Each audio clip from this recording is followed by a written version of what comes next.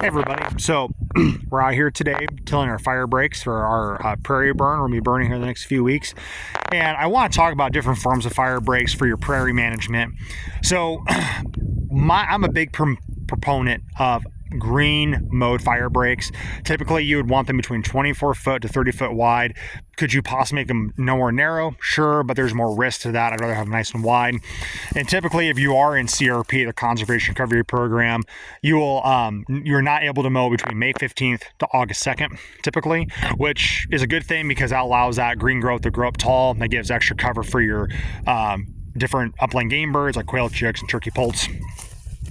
And I do like the mowing simply because most times spring in southeast Iowa is pretty wet and it's hard to get the tillage done. And today's March 4th, and I'll actually do some tillage. I don't have a green fire break in my CRP program, but mowing to me, if you can keep it mowed after the nesting season, if you have to do 2-3 times, hell, if you needed to get a landscape break to pull that debris off, you're just going to green up in the spring and it's going to put the fire's going to put itself out and there's no tillage. Because tillage to me is very counterproductive because we are tilling high erodible soil to stop a fire. You know, when I'd rather have a 30-foot green fire break.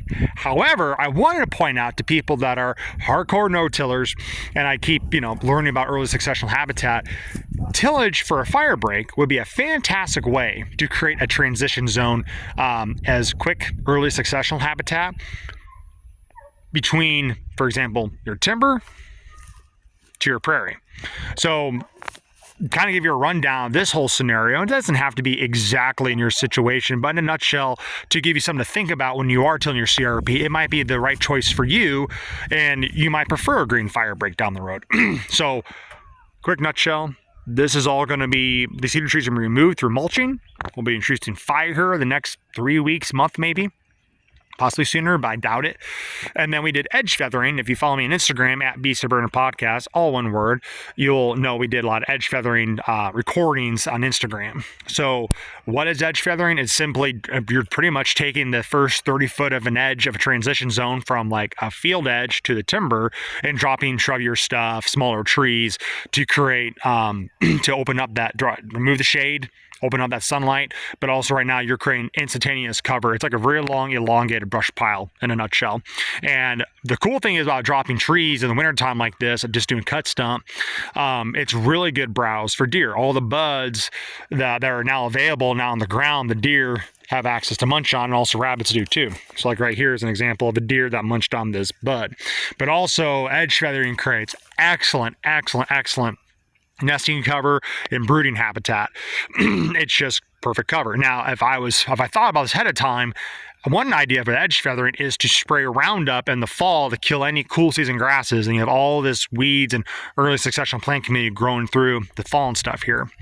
So, but now we till this to stop our fire as our fire break. We have, it's just a CP25 tall, or simply it's a tall prairie mix.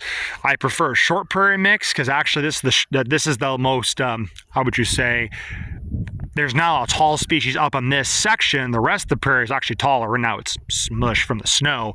But short prairie grass mixes are actually a lot more beneficial for the wildlife. That tall stuff can get so thick that deer and pheasants or turkey don't want to nest or bed in it or even live in it. They'd rather just go around it and get that thick. So I'd rather have a short prairie mix that has forbs growing up in it for browse and bugging, brooding habitat.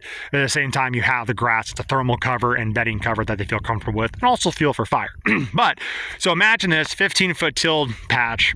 What's going to grow? You're going to have ragweed, maybe some mare's tail, foxtail, and other weeds that are going to promote that early successional growth for your turkey poults. Because you got to think about your turkey poults, they're way down here, right?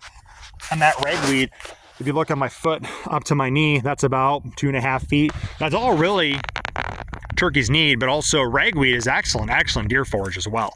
And people try to get rid of their food plots all the time, like why? Right before it seeds out. I mean, unless you want to fallow for your turkeys, you can leave it go fallow, then come back later and it's starting to rain, cool. Drill in a mix or broadcast a mix or whatever, but it's actually brooding habitat and it's actually deer forage as well. So I want you guys to imagine this. Here we have this edge feathering and we have, gray dogwood growing up here, and we have shingle oaks and white oaks growing here. That's all hard mass production. The gray dogwoods, that's a soft mass production. It's going to flower. It's going to attract insects. It's really excellent pollinators. And then you're going to have more pollinators, so just weeds, so your foxtail and mare's tail. Not foxtail, ragweed and mare's tail. The foxtail just be cover. I'm not a big fan of foxtail because it tends to choke out food plots real bad, but foxtail will drop its seeds later on in the summertime. That's actually more more feed for young turkeys and turkeys in general, quail. But so imagine all along here, just ragweed, foxtail, mare's tail.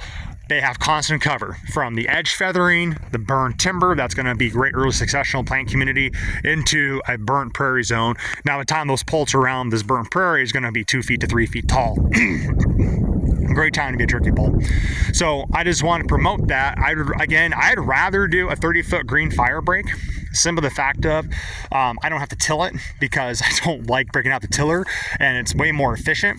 But even if you don't mow your firebreak during the nesting season, that's still excellent cover. I would say the time I've noticed, like early mid-September, the turkeys are about, I don't know how to describe them. I don't know. They're juvenile for sure. They can, they're starting to mature a little bit. They're not no longer little chicks. They're actually I think the one last time I saw was maybe 1.5 feet, 2 foot tall back in September. About mom. So I'm not quite sure how long they hang out with their mom, to be honest with you, for. But anyway, that time they're pretty much good. They're set to go.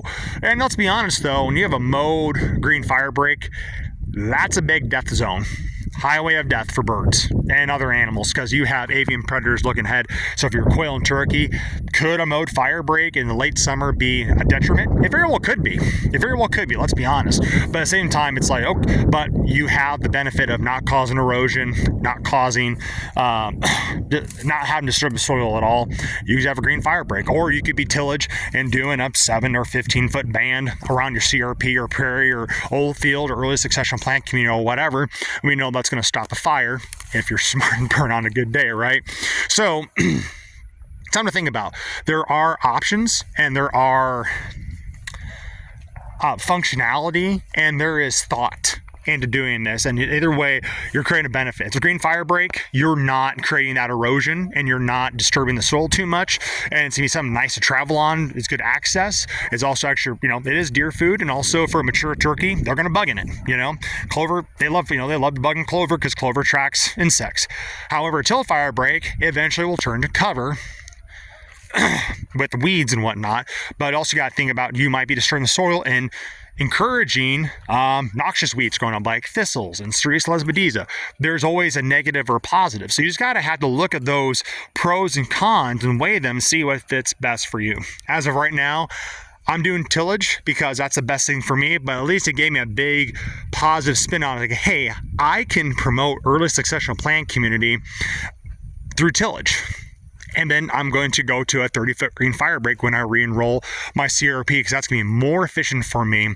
I'm trying to leave that stuff stand as long as I can and manage that fuel load. So I don't have to worry about a green firebreak having any fuel load in it all travel across. But the nice thing about a green firebreak is it's really safe. Once it hits green, it's out.